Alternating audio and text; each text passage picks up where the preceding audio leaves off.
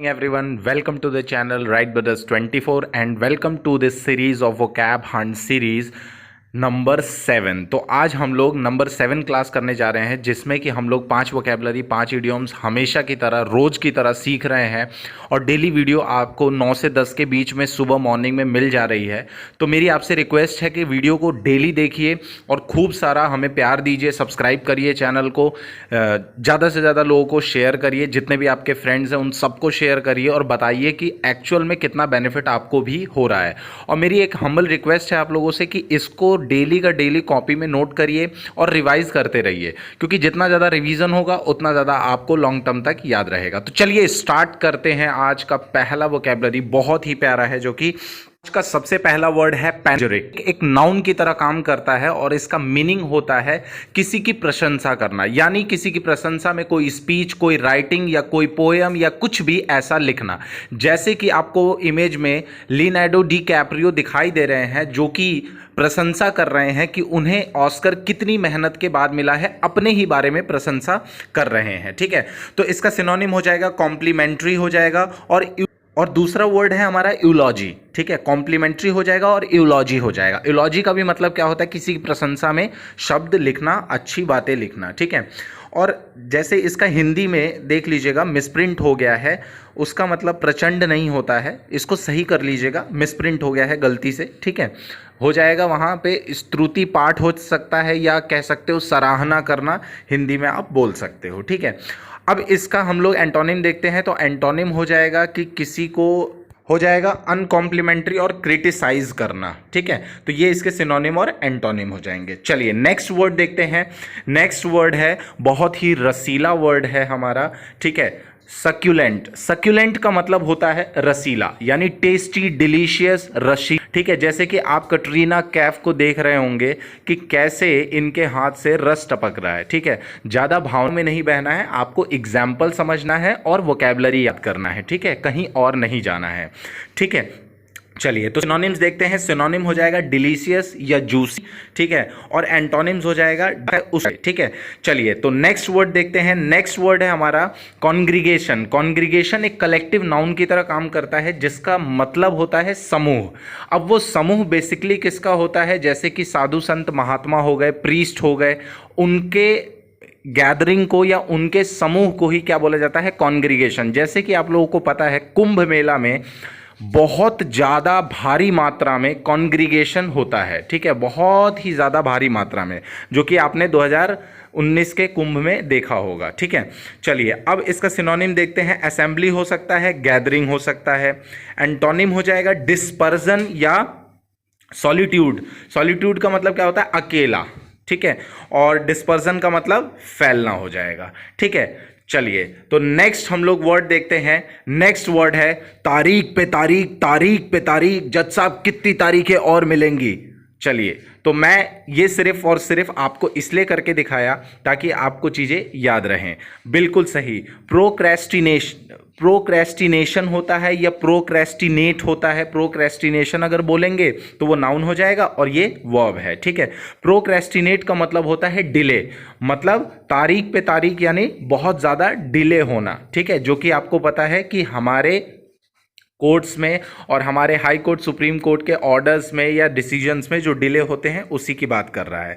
टालना, विलंबन। ठीक है, सिनोनिम हो जाएगा डिले या पोस्टपोन। नेक्स्ट वर्ड हमारा है प्रीडायलेक्शन। नाउन काम करता है जिसका मीनिंग होता है पे तारीख, आपकी लाइकिंग, आपकी चॉइस। चलिए नेक्स्ट वर्ड देखते हैं के बारे में बात करना, या आपकी पसंद होती है।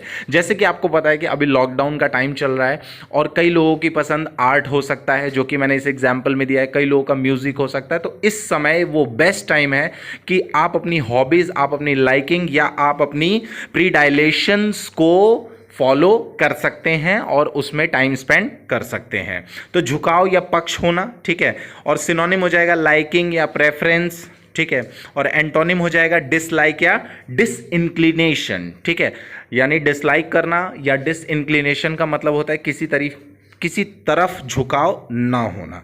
ठीक है, तो ये सारे आज के हमारे वोकैबुलरीज थी। तो चलिए अब बात करते हैं हम लोग एकदम बेहतरीन कुछ ईडियम्स की। तो सबसे पहला जो ईडियम है हमारे पास वो है इन deep water.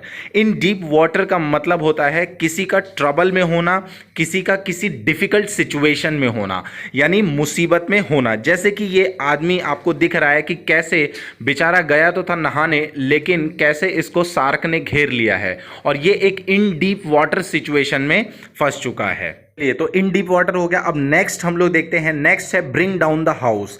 Bring down the house का मतलब होता है प्रशंसा प्राप्त करना, यानी अपने लिए बहुत ज़्यादा रिस्पेक्ट या अपने लिए बहुत ज़्यादा एप्लॉज, तालियां बजवाना, ऐसा कुछ करना जिससे कि लोग आपको बहुत ज़्यादा सराहें, बहुत ज़्यादा प्रशंसा करें।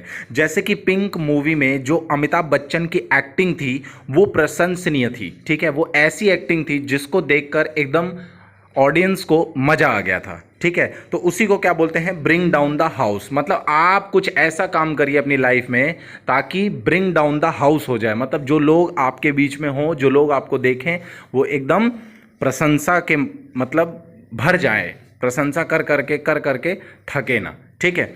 चलिए तो नेक्स्ट हम लोग देखते हैं, नेक्स्ट ईडियम है हमारा जो कि फॉल और कॉट बिटवीन टू स्टोल्स। मतलब आगे कुआं पीछे खाई, मतलब ऐसी सिचुएशन में फंसना जिसमें कि हम कंफ्यूज हो जाते हैं कि आगे जाएंगे तो भी गड़बड़, पीछे जाएंगे तो भी गड़बड़। तो उसी को क्या बोलते हैं, फॉल और कॉट बिटवीन टू स्टोल्स, ठीक है। इन कंफ्यूजन, ना घर के ना घाट के, यानी आगे पीछे, आगे कुआं पीछे खाई, जैसे हिंदी में हम अमूमन तौर पे कहते रहते हैं।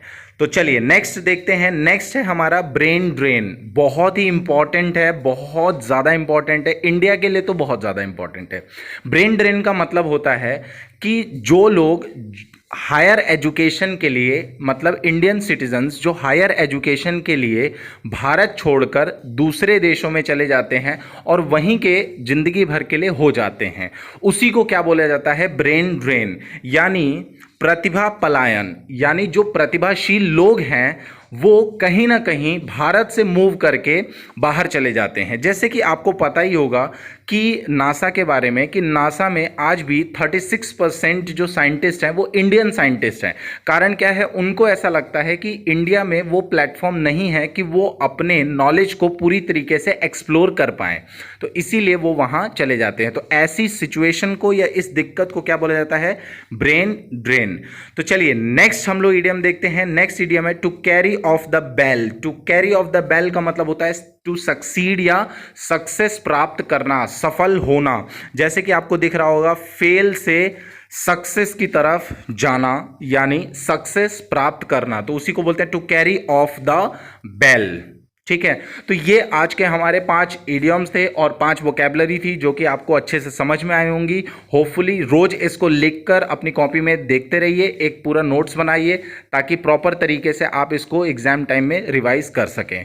होपफुली आपको वीडियोस बहुत पसंद आ रही होंगी, तो प्लीज़ इसको सब्सक्राइब करिए, कमेंट करिए, लाइक करिए, कमेंट किया करिए। कमेंट करते हैं तो हमें पता चलता है, ठीक है, कि हाँ आपको वीडियो समझ में आ रही है, अच्छी लग रही है।